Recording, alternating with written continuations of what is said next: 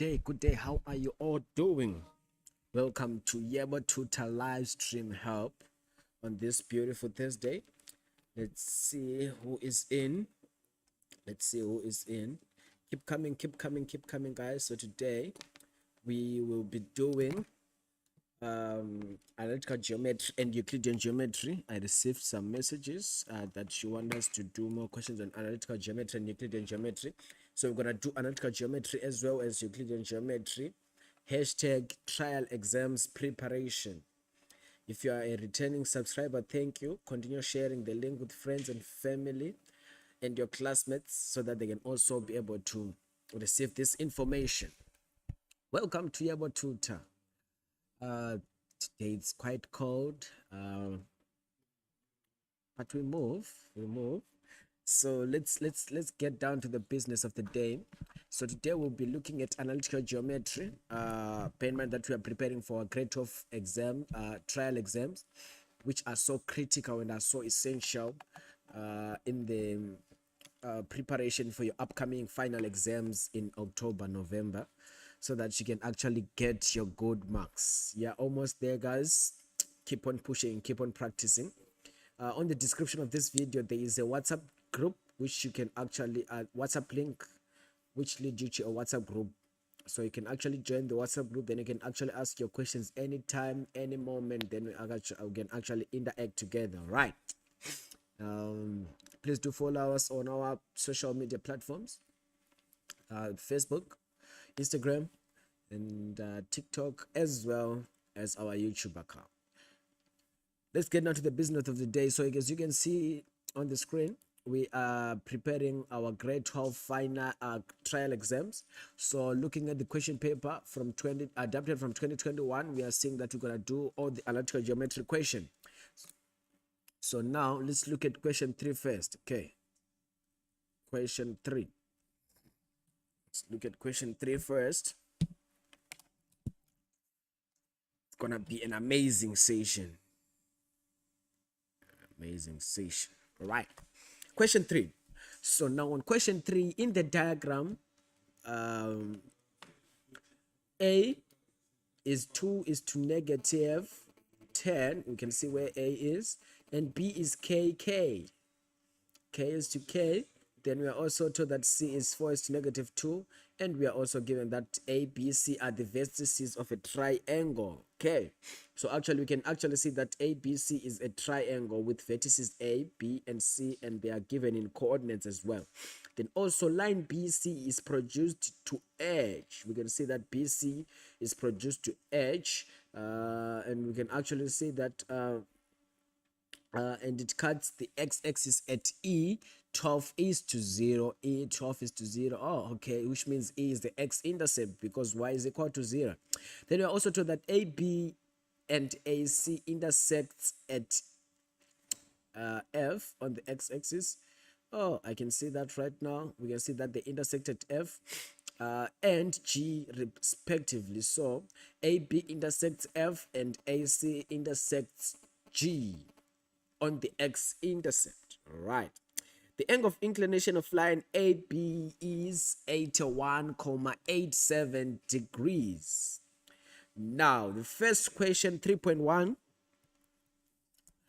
Calculate the gradient of BE. Where is BE?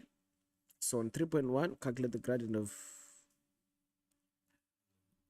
BE. So we need to calculate the gradient of BE. Right. So how do we calculate the gradient of BE?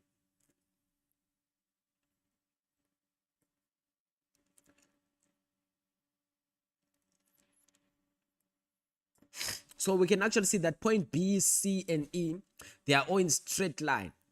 You can see that actually they share the same gradient from B, C, and E. They all have the same gradient. So if we take that, it's like we are calling them, they are collinear points. Even if we are not told that they are collinear points, but by the way we see it, we can actually see that they are all in the straight line and they are all collinear points. Okay, so now knowing that they are collinear points, they have the same gradient. So what does this mean? This means that the gradient of line BC, okay, is the same as the gradient of line. Let me just say the one which we want. The gradient of line BE is equal to the gradient of line CE. Okay, why? Because they are all, look, these points are all in one straight line, B, C, H, E, and H. So they have the same gradient. And how do we calculate the gradient? We know the gradient is y2 minus y1 all divided by x2 minus x1. So now let's look at CE now. Okay, so what is CE? We know that C is a coordinate. This is 4 is to -2 and E is 12 is to 0. So it's gonna be 12 minus, sorry, it's gonna be 0 minus 2. Okay, you put that in bracket. Then it's gonna be 12 minus 4. So that will give us 0 minus -2, it's +2. 12 minus 4, it's 8. Then our gradient will be 1/4. So then, therefore, the gradient of line BE is equal to 1/4. Okay, right. So what did we say first? We say that the gradient of line BE is equal or equivalent to line CE. Why? Because we can see that point B, C, and E, they are located on the same straight line. So having that in our mindset, that will give us this mind that they are collinear points. And what do we know about collinear points? We know that collinear points, they have the same gradient. So we can actually see that the gradient of line BE, which you are supposed to calculate, is equivalent to line CE. So since we don't know the coordinates of B, that's why now we calculate the gradient of CE, because we both have the coordinates of C and E, and we also know that the gradient of that straight line is equivalent to each other. So we calculate that using our gradient formula, which is y2 minus y1 all divided by x2 divided by x2 minus x1. Then we substitute our coordinates, then we get the gradient of line BE to be 1/4. That's 2 marks there. Now the next question is saying calculate the gradient of line AB. So how can we calculate the gradient of AB? This is 3.1.2. So we must calculate the gradient of line AB. So we still remember something about line AB. We were told that initially we are told that the angle of inclination of AB is 81,87. So what do we know about line AB? We learned that in the line AB we have an angle of inclination. We know that the angle of inclination of line AB is 81,87 degrees. And what do we know about the angle of inclination? Know that in order for us to calculate the angle of inclination, it's equal to the gradient is equal to tan inverse. Let me see, sorry.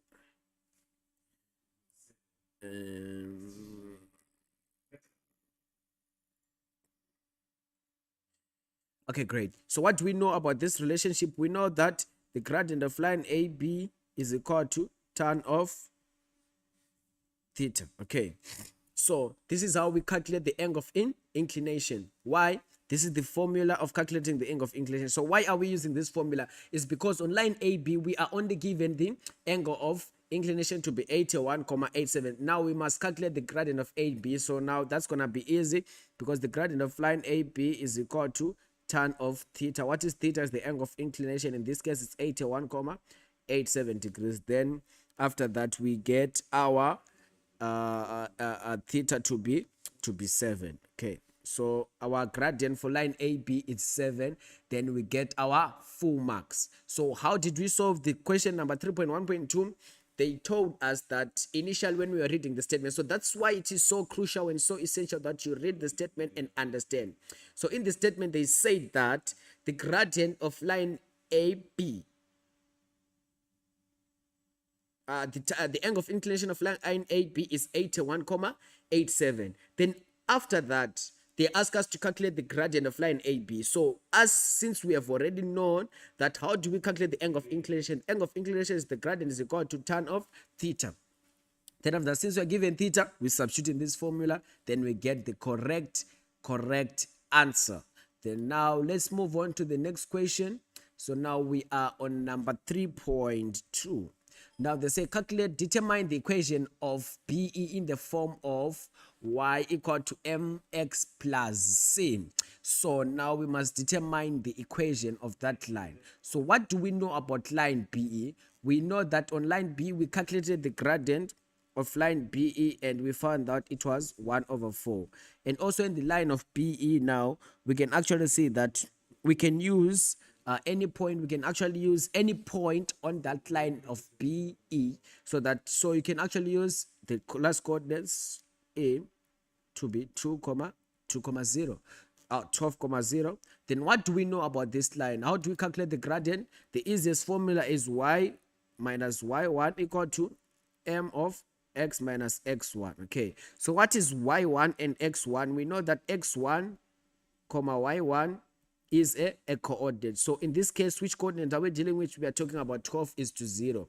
Why? Because we are calculating the equation of the line BE. So you can either use the coordinates of B, or you can either use the coordinates of E. So since we don't know the coordinates of B, so automatically we must use the coordinates of E. So now let's substitute y minus 0 is equal to, what was the gradient? It was 1 over 4.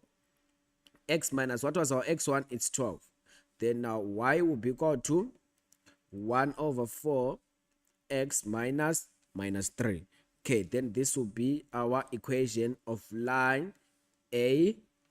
Then you get your mark. So again, they told us calculate the line calculate the equation of line BE. So what do we know? What do we need in order for us to calculate the equation? We must have the gradient, which is m. So this is MAB. So we must know this gradient, and we also must know the coordinates. Okay, so we are calculating the equation of line BE, and in equation BE, what do we know about the line BE? We know the coordinates of E alone. So you can either use the coordinates of B or the coordinates of E. So since we only know the coordinates of E, we substituted where there was x1 and y1, and we substituted by the coordinates of E. Then we actually got here to the final answer. Now moving forward, let's look at 3.3. Let's look at 3.3. So they're saying that in the first question, calculate the coordinates of B where k is less than 0. Calculate the coordinates of B where k is less than 0. Okay, so how are we gonna calculate the coordinates of k where k is less than 0? So what do we know about that line BE? We say that the line, or the equation of line B, is y is equal to 1 over 4 x minus 3, and the line B is coordinated to be kk. Okay, so now let's substitute this.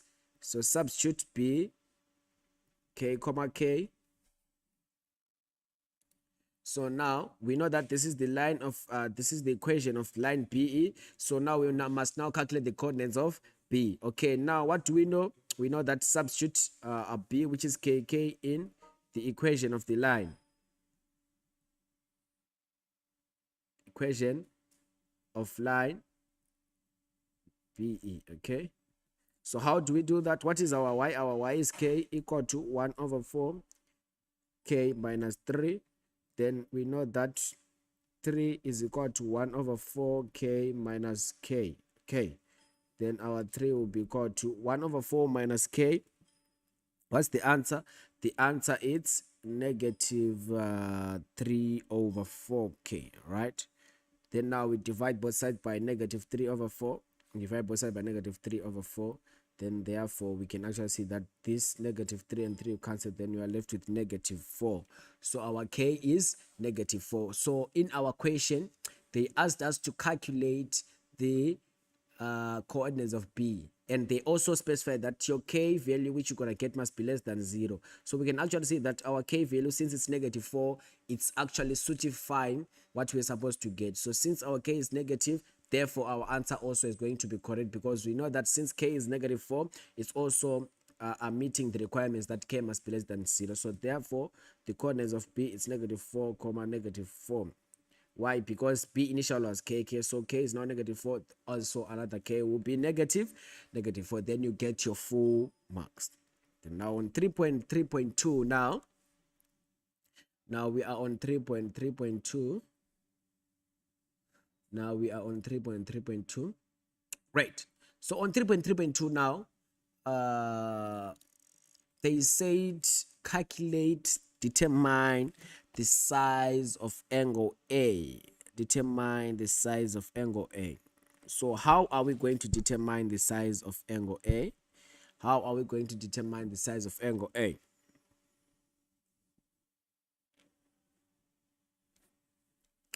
So what do we know initially? Let's remove this. Okay, so above here, we must determine this angle A here. So we are given this triangle like this. We just draw, let's just say in triangle AFG. Okay, so let's just plot that triangle AFG. So it's gonna be somewhere like this. Okay, this is the x-axis.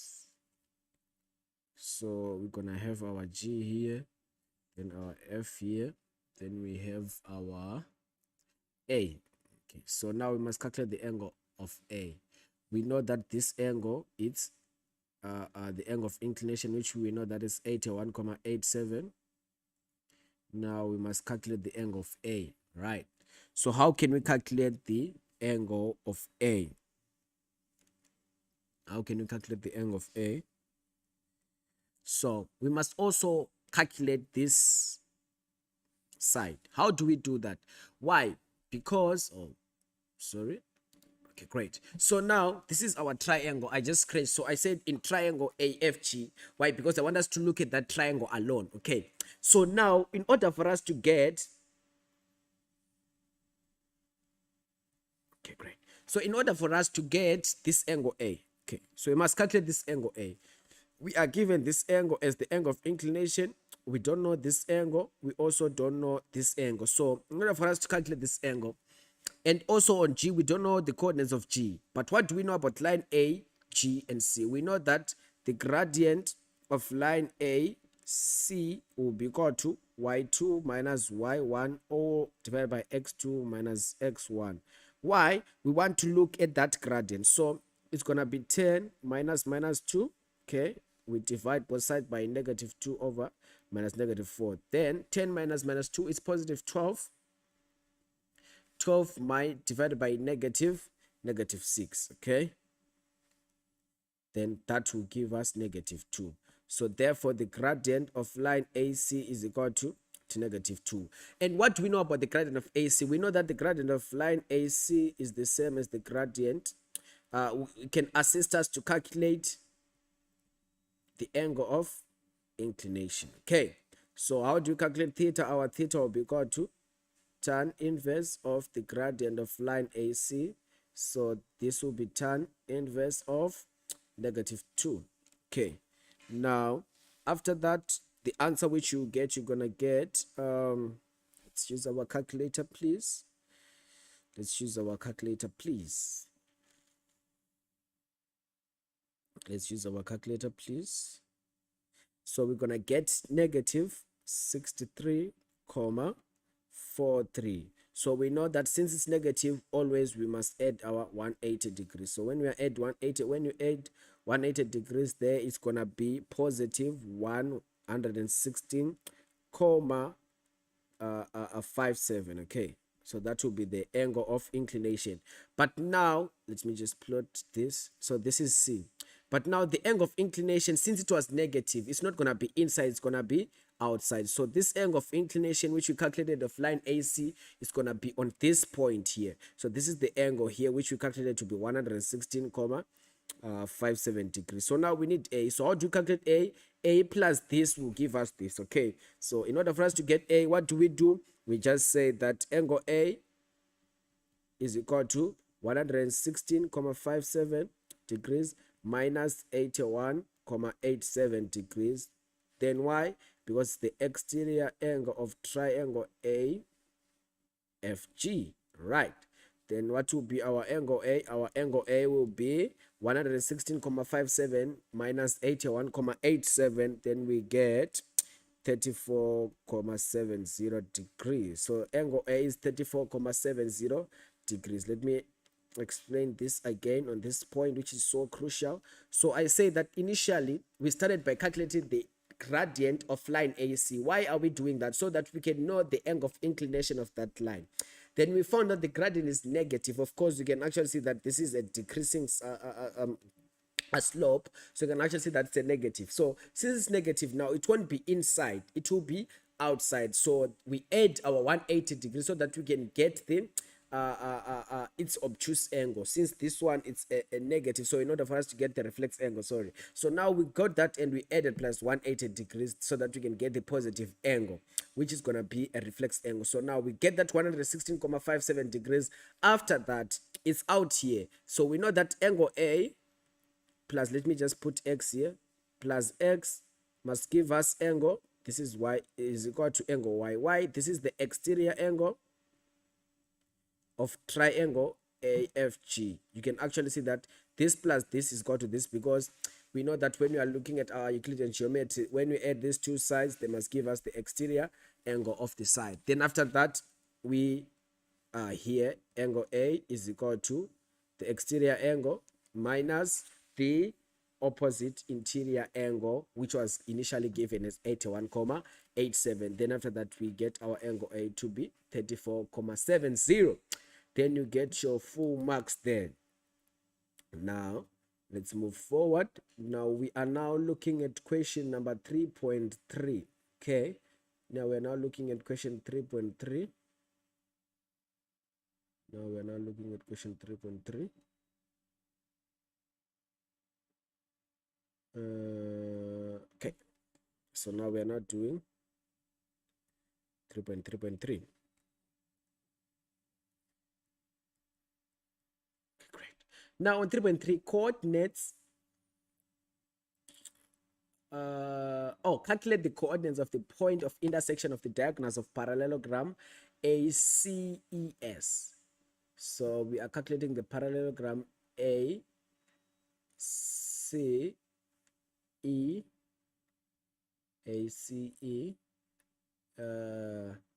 S, where is S?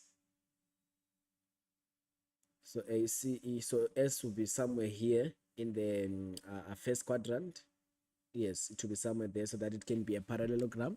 So they're saying that calculate the coordinates of the intersection of diagonals of parallelogram ACES, where S is the point in the first quadrant. Yes, so definitely that's going to be in the first quadrant. So we must calculate the point of intersection of those 2 points. So how can we do that?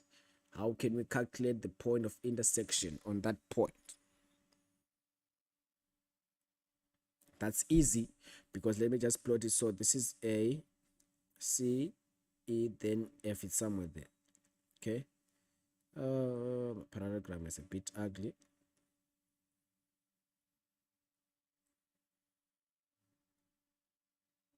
Yeah, let's just say something like this. So this is about S, this is about E, this is about C, this is about A. So what do we know? We know the coordinates of E, and we also know the coordinates of A. So now we want to determine the point of intersection. Okay, so now we want to determine the point of intersection. So this is just a rough draft of our parallelogram. So now I want to determine this point of intersection just here of the diagonal. So the diagonals meet on this point here. So this point is just say this point is a V. So we want to know the coordinates of the point of intersection, which is V. So how do we calculate the coordinates of point of intersection, which is V? How do we do that? So we can actually see that this V here is the middle point. So we use the midpoint formula, which says M. Okay, so we want the midpoint of A, E. Why? Because we know the coordinates of A to be the coordinates of A are -2 is to -10. A, it's -2, -10. Then this one is 12,0. And now the midpoint formula says that it's going to be x2 plus x1 all divided by 2, and also y2 plus y1 over 2. So now what will be our x2? It's going to be 12 minus plus -2 all divided by 2. Then also we have, what is our y2? It's 0 minus plus -10 all divided by 2. Then we can actually see that point will be 12 minus 2 is 10, 10 divided by 2 is 5, is to -5. So we find out the point which we need. It's gonna be 5 is to -5. It's to +5, sorry. It's to +5. Let me just check something. Oh, it's +10 here, not -10. Sorry about that. So it's +10. So that's why it should be +5. Okay, so this is the coordinates of the point which we must calculate. Right, all right, all right. Now let's look at 3.4. So the diagonals will intersect at this point 5:5. So let's look at 3.4.1. 3.4.1. Okay, good. So on 3.4.1, we are given another point T, PP, where P is greater than 0 is plotted such that ET is equal to BE is equal to 4 root 17 units. Okay, calculate the coordinates of T. How are we going to calculate the coordinates of T in this instance? So what do we know? We know the coordinates of E, and we know that the distance of BE is given as equal to 4 root of 17. Then we know that ET, we know the coordinates of E to be 12,0. Then now we must calculate the coordinates of T. So how do we do that? We know also that the distance, yes, the distance between these two, ET and BE, they are equivalent to each other. So what now? We use our distance formula. What does the distance formula say? It says that the distance of ET is equal to x2 minus x1 all squared plus y2 minus y1 all squared. Okay, great. So now we need the coordinates of ET. Okay, because these coordinates, they are TP is to P. Okay, P comma P. So these values will be equal to each other. So what is the distance? It's 4 root 17 is equal to, so we have our 12 minus P all squared plus, what is our y2? It's 0 minus P all squared. Okay, great. Now, in order for us to remove this square root, we must square both sides. So we square this both sides. So we're gonna have this squared. So when we square this is gonna be 272 equal to 12 minus P all squared plus P squared. Now 272 is equal to, now we are now simplifying this bracket. Sorry for that. So we say that we use the distance formula because we are given that ET, the distance of 18 and the distance of BE, they are equivalent to each other. They are both equal to 4 square root of 17. So now for that fact, now we're going to use the distance formula since we know the distance between the 2 points. So using the distance formula, here we are now, and now we are here. Now we must expand 12 minus P squared. So it's going to be 12 minus P times 12 minus P plus P squared, so that someone can know how we broke down. But this is grade 10 stuff, how to expand trinomials. Okay, so 12 times 12, it's 144. 12 minus P, it's negative 12P. Negative P times 12, it's negative 12P. Negative P times negative P, it's positive P squared. Okay, plus P squared.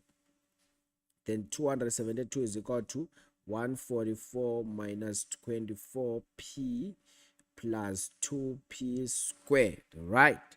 Then after that, we can actually divide all through now. Okay, let's start by having 0 is equal to 2P squared minus 24P. Then 144 minus 217. 144, 272 minus 144.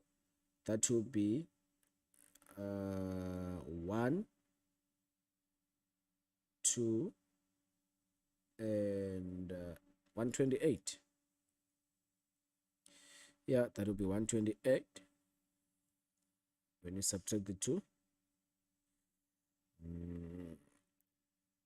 Okay,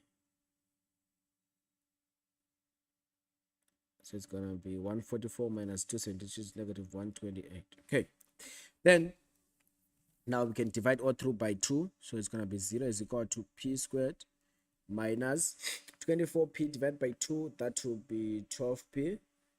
Then we 128 divided by 2, then that will be minus 64. Okay, then after that we know that we can find the factors and we equate it to 0. So the factors in this instance will be P, of course, and P. Then 64 is made up by saying that 16 times 4, we get 64. So we have 16, we also have 4. So this one must be plus, this one must be negative. Okay, then therefore our p will be equal to 16, or our p will be equal to -4. But now, initially in the question, they say that the value of p must be greater than 0. So now we therefore choose the coordinate p is equal to 16, because now we must follow this thing which we have, that p must be greater than 16, must be greater than 0. So the positive one is the one which is greater than 16. So we have our p to be equal to 16. Okay, great. So therefore, what is the coordinates of t? The coordinate of t is 16, comma 16. Let's do the last question of that section, which we are focusing on that. Then 3.4.2. Okay, so 3.4, determine the equation of the line of the circle. Okay, the circle with center E and passing through B and T in the form x minus a squared plus y minus b squared equal to r squared. So this one is not going to be hard. Okay, why? Because it's gonna be almost straightforward. So when we plot this graph, it's gonna be something like this. Okay, so this is the center, which is E, then it's passing between point B and T. Okay, so it's something like this. It's something like this, just draft. So it's so important to be able to conceptualize the questions which are given. So what is the coordinates? E, it's 12 is to 0. Then we know that BT is the diameter, because they are saying that it's passing through that point. So in that case, now we know that we must write it in the form x minus a squared plus y minus b squared equal to the r squared, which is the radius squared. Okay, now let's do this. So I was just trying to sketch something which you'll be able to see something of what we are actually talking about. Okay, great. So what is our A? Our A, we say that E is the center, which has the coordinates 12 is to 0. So now it's going to be x minus 12 all squared plus y minus 0 all squared equal to, what is r squared? They said it's passing between BT, and we know the distance of BT was said to be 4 root of 12. Root of 17, yes, root of 17. So now that will be our radius. So we square the radius. Okay, then we'll get our x minus 12 all squared plus y squared equal to 272. So this is the equation of the line. So this is grade 12. Now you can see that this is grade 12 work. We are applying the formulas of grade 12. Okay, now we move on to the last point, which is point B.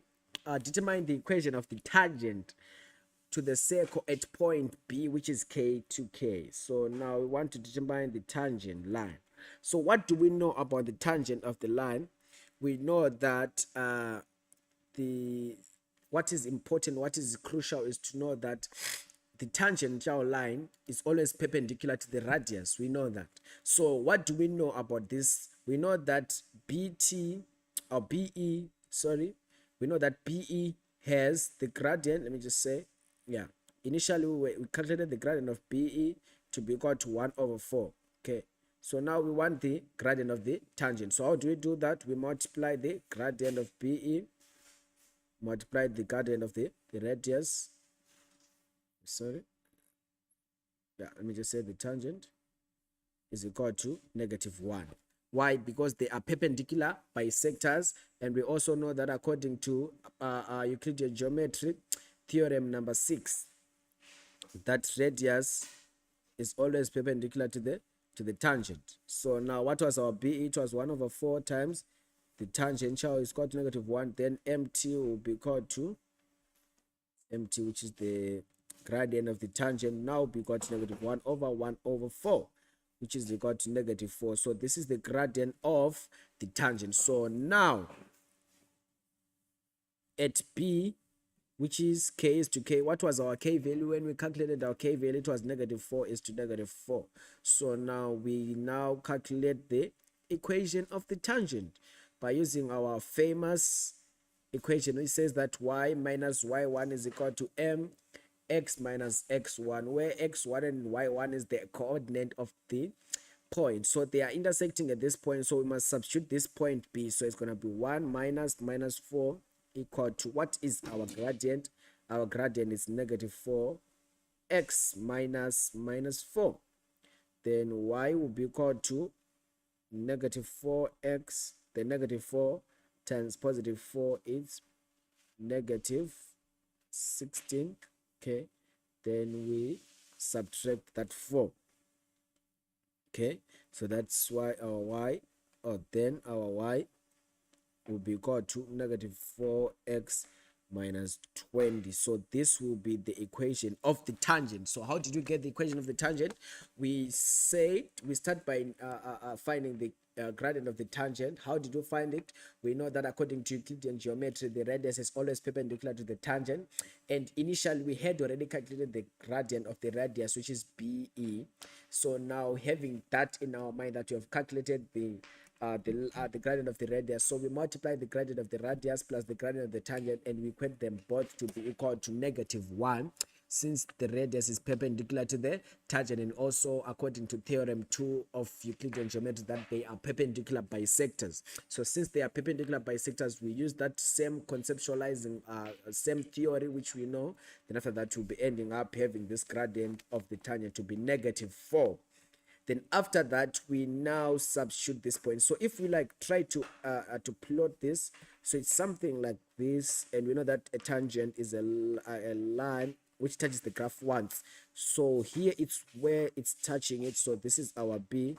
Then maybe this was our center E here. Okay, so we can actually see that this BE is the radius, and this radius BE is perpendicular to the tangent. So that would be perfect. Then after that, we calculated the line of the equation. So that was that for our analytical geometry. That is what I wanted us to focus, because it has both the grade 11 and the grade 12 work. Now I want us to look at Euclidean geometry, which is the last section of the day. I want us to look at Euclidean geometry. Look, Euclid. So on Euclidean geometry, what is important, if you don't understand the basic stuff, please do check the video of Euclidean geometry, which we did also last term. We have it under our YouTube channel. So please, on Euclidean geometry, as you are going to your trial exam, what is important is to have the conceptualizing mind. Don't fear to turn the paper upside down if you are not seeing something. You sometimes just have to turn the paper like this and like this, so that you can actually see this angle is equal to this angle. So also the other thing on Euclidean geometry is that you must be able to give reason for each and everything that you are writing. You can say that this angle is equal to this angle. Okay, no problem. Why are you saying that these two angles are equal to each other? So Euclidean geometry is more basically about you reasoning using the same principles, using the properties of different quadrilaterals, knowing the properties of a parallelogram, knowing the properties of a rhombus, knowing the properties of a kite, knowing the properties of a circle. So all those information which are taught grade 1 to grade 11, we'll be using it in Euclidean geometry. So what is important in Euclidean geometry is to just be able to reasoning and be able to see angles is what is important. So let's do it. Let me show you how you do it. Okay, so now let's look at question 9. Question 9. So now we are focusing on Euclidean geometry. So in the diagram, PQ, where is P, Q, R, and S is a cyclic quadrilateral, and PS is produced to W. Okay, we can see where the W is. Now, TR and TS are tangents to the circle at R and S respectively. Then we are also given that the angle T is 78 degrees and the angle Q is 93 degrees. So before we answer anything here, let's just conceptualize together. And now let's collect what we know. Now in the question, I was able to highlight that PQRS is a cyclic quad. So what do we know about the cyclic quad? So now already underlining a basic important term, which is cyclic quadrilateral. So what is a cyclic quadrilateral? A cyclic quadrilateral, we now know that the opposite angles, they are supplementary. What do we mean by saying they are supplementary? We know that when we add the opposite sides, or sorry, the opposite angles of a cyclic quad, they will give you 180 degrees. So automatically we already know that the angle of S1 will be 93 degrees plus S1 is equal to 180 degrees. Why? Because they are supplementary, or you can just say the supplementary or say opposite angles of a cyclic quadrilateral. So that's basic things which are so crucial and so important. Then what I was able to pick up when I was reading is that PS is produced to T, and we are told that TR and TS, they are tangents at R and S. TS and TR, they are tangent, which means that S2 and R2, they are equivalent to each other. Why? Because now we know that they are tangent from the same point. So now it's now going to be an isosceles triangle. So in other words, TR and the TS, they have the same length, since we know that they are tangents coming from the same point, which is point T. So when they meet the points, these base points, they will be equal to each other, and that will be an isosceles triangle. So we already know S2, we already know R2. So we also already know S1. We also see that S1, S3 is equivalent to something. So already now we're already enjoying our life. Okay, we can add that S1 plus S2 plus S3 is equal to 180 degrees. Why? Angles on a straight line. So now we have already collected the information which was so crucial and so important. Now we have to go and answer our question. Now the first question which we are given here is saying that give a reason why ST is equal to TR. Why is ST equal to TR? Because we know, and we have already answered it when we were looking at this, we know that they are 9.1. So why? Because they are tangents from same point. Theorem 6 of Euclidean geometry, tangents from the same point. Now, the next question is saying that calculate giving reasons 9.2.1 the angle S2. So now we must calculate angle S2. Okay, how can we calculate the angle S2? Now, let's first look where is S2. S2 is in that triangle RST. So actually, you can actually also write that in triangle STR, okay, so that we know which triangle you are looking at. Okay, so what do we know here? We say that angle S2 and angle R2, they are equivalent to each other because they are being formed after the two tangents TR and ST, they meet. So now that triangle STR is now an isosceles triangle, and on an isosceles triangle, we know that the adjacent angles, they are equal to each other. Great. So now let's go and let's solve this. So now we know that angle S2 plus angle R2 plus angle plus 78 degrees is equal to 180 degrees. Why? Some angles, first thing, S2 plus R2 plus 78 is equal to 180 degrees because it's some angles of triangle. Which triangle are we talking about? We are talking about triangle STR. So this is the triangle which we are talking about. Now, what do we know about also? So we also know that in this instance that we say that angle S2 is equal to angle R2. Okay. Why? Because angles opposite equal sides, due to them having the same tangents, having the same tangent coming from the same point. So the reason will be angles opposite equal sides. So this means that S2 and S2, they are equal. So it's the same as we are saying S2 plus angle S2 plus 78 degrees is equal to 180 degrees. Then now 2S2 is equal to 180 minus 78. Okay, so it's 180 degrees minus 78 degrees. Then we divide both by 2. We divide everything by 2.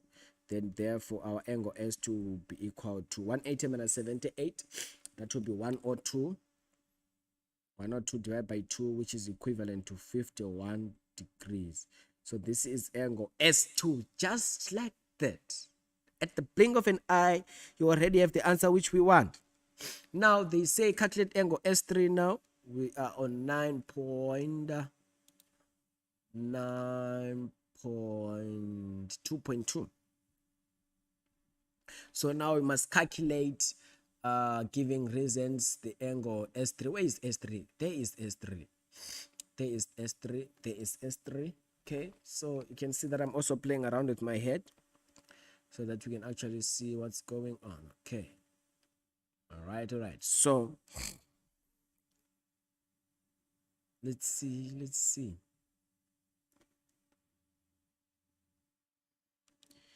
Okay, so there are 3 ways in which you can solve this. Okay, so we now know S2, that S2 is equal to that angle which we had, which is 51 degrees. Okay, now we can actually also calculate angle S1. Then we can actually say S1 plus S2 plus S3 is equivalent to 180 degrees angles on a straight line. Okay, wow, that's amazing. That's a great start. So there are many ways which you can kill a cat. Okay, so in this instance now, let's solve it. So let's now start by having our S1. So what do we know? This is a cyclic quad. So if we say Q plus S1, let's try it out. So if we say angle Q plus angle S1 is equal to 180 degrees, then what is our reason? Opposite angles of cyclic quad, they are supplementary, which means they add up to 180 degrees. So what was our Q1? Our Q1 is 93 degrees plus angle S1 is equal to 180 degrees. Solving for S1, it will be 180 degrees now minus 93 degrees. So 180 minus 93, we know that this 7, this what? 18 minus 9, it's 97. Okay, great. So our angle S1 is equal to 97. So wait, 97 plus 93, that will be 0 carry 1. So it's 87, sorry. My maths was wrong there. So it's 87 degrees, okay? So 93 plus 87. You use your calculator. Please make sure that you use your calculator. So now we know the angle S1 to be 81 degrees. So now, therefore, angle S1 plus S2 plus S3 must be equal to 180 degrees. Why? Because they are angles on a straight line. What is S1? S1 is 87 degrees. What is S2? We calculated S2 and it was 51 degrees. Then now we want S3 and we equivalent it to 180 degrees. Then making S3 the subject of the formula, then it's 180 minus 87 degrees plus 51.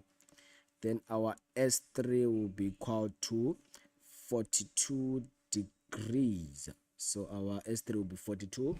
So you just subtract, you start by adding 87 plus 51, which is 138. Yes, 138. Then 180 minus 138, that's 42 degrees. Then you are done with that question. Now let's look at another question. Let's look at question number, let's see, which include the information which we all want. Okay, now let's look at question number 10. Right, question 10. Let's look at question 10. So on question 10, in the diagram BE and CD are diameters. Wow, we have diameters. So your mind must click of what we call semicircles. So now we are given that BE. Where is BE? We can actually see that there is BE. BE is a diameter, which means ME is radius, and also BM is a radius. You see, what is a radius? It's a line that's drawn from the center to the circumference. Great. Then what else are we given is that we are given that M is the center of the circle. So if M is the center, we can actually say that life is good. And we can actually say that when we can touch the chord CE and we can pull it to the stuff. Can you see that? We can might see if we can have angles in the same coordinates. Let's see. Well, there are no angles in the same segment, but let's proceed. Then also we are told that chord AE is drawn. Chord AE is drawn and it cuts CD at F. And we are also told that AE is perpendicular to CD. AE is perpendicular to CD, and we can actually see that 90 degrees. Okay, great. Now we are also told that C is equal to X, definitely. Now, giving a reason why AF is equal to FE, AF is equal to FE, that's your theorem number 1 of Euclidean geometry. Okay, so that answer will be straightforward because it's theorem number 1. So let's write it down. Why are those two sides equal? Because bear in mind that in the statement they told us that AE is perpendicular to CD, creating a 90 degrees, and after that we are now told that Y is AF equal to FE. So now for that fact, now let's continue and write our 10.1. Now, why are they equivalent to each other? So AF is equal to EY because of theorem number 1. We say that line from center perpendicular to the chord. Line from the center perpendicular to the chord. Then now on point 2, 10.2, the question says, determine given reasons the size of M1 in terms of X. Where is M1? There is our M1. We must determine M1 in terms of X.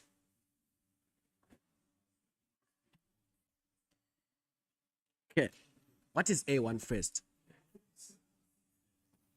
We can see that C plus F, that 90 degrees plus A1. So let's start by that. Angle A1 plus angle C plus that 90 degrees. Let me just say C FA so that you can actually see is equal to 180 degrees. Some angles in triangle. Which triangle are you talking about? CFA. Okay, write the triangle so that we can see what you're talking about. What is A1? Is what we want. What is our C? Our C is X. What is our F? CFA, it's 90 degrees equal to 180 degrees.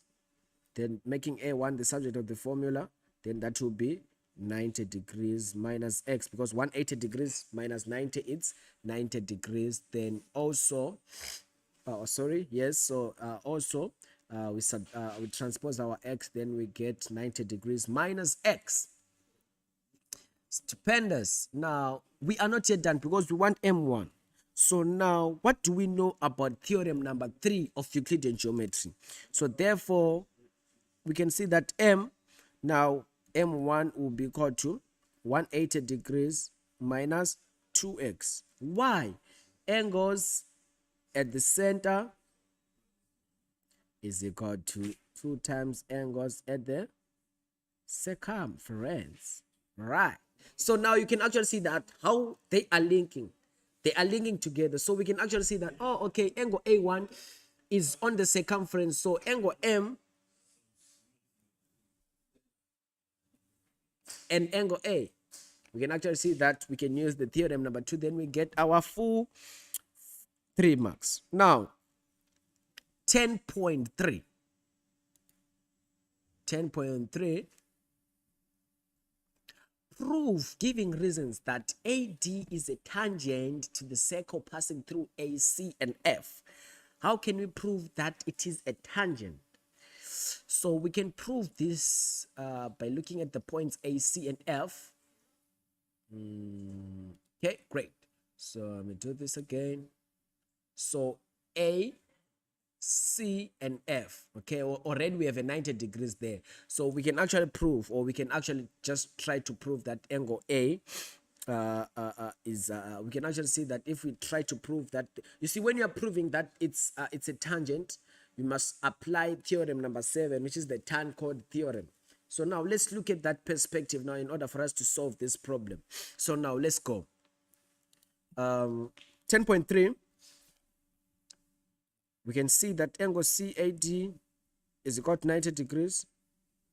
Definitely, we can see that all together that it's 90 degrees. So since that is 90 degrees, why is it 90 degrees? Because we can apply now the theorem number 8, which says that it's an angle in a semicircle. Okay, so it's an angle in a semicircle. And what's our angle A2? Angle A2 will be equal to 90 degrees minus 90 degrees minus x. Okay, then we can actually find that angle A2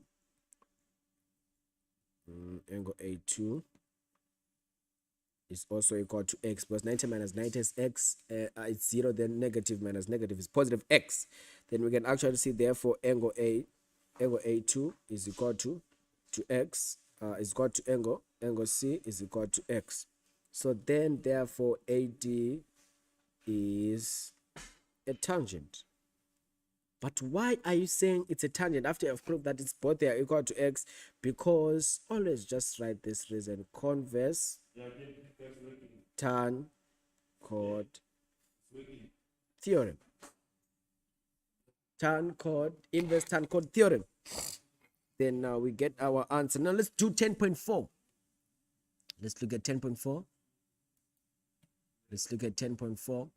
Given that CF is equal to 6 units and AB unit is equal to 24 units, calculate giving reason the length of AE. How are we going to calculate the line of AE? So we can calculate the line of AE in a different way. Well, you can look at the perspective of angle which you want to look at that question. That's going to be the last question of the day. So great. 10.4. We know that AF is equal to FE. Okay.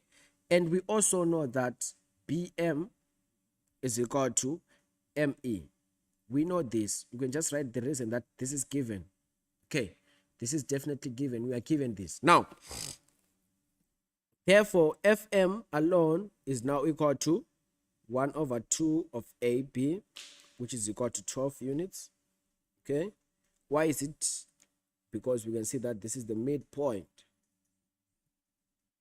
Because we can see that this is the midpoint on our graph. So we can actually use the midpoint theorem from grade 12 work now. Now, what do we know? We also know that EM is equal to MB. It's also equal to CM. Okay, it's also equal to 18 units. It's also equal to 18 units because we can actually see from our diagram that when we say that EM, you can see that this is EM. It's also equal to MB. It's equal to MB. Is MB. Then it's also equal to CM. Where is CM? This is CM. Right. So also have this thing which is so great that when we are looking at the perspective of similarity theorem, which you are taught in grade 12, which is angle, when you are writing your reason, always make sure that having that in mind, you can actually start by looking for similar triangles in the diagram which you are given so that it can be easy for you to have something and to solve something fast. So now let's move forward from what we have already assumed and written down. Then now, this means that EB will be equal to 2 times EM, which is 2 times 18 units, which is equal to 36 units. Okay. Then we have 36 units there. Okay. Now, what was the question? We must calculate the side of AE. So we know that AE, which is the AE squared, is equal to this, which is our hypotenuse. Now we are applying the Pythagoras theorem. 36 units EB is our hypotenuse. So it's going to be 36 squared minus our x side, which is 24 units. We just remove the units. They are not that important. Great. Now we square both sides. Then now our AE will be equal to 36 squared minus 24 squared. Then you just choose your calculator. Don't worry yourself about trying to solve 36 squared. Then you press your calculator. There's no mark for doing that. there is a mark for you to write this in a good way like this. Then now from this, you use your calculator. That's why you have your calculator.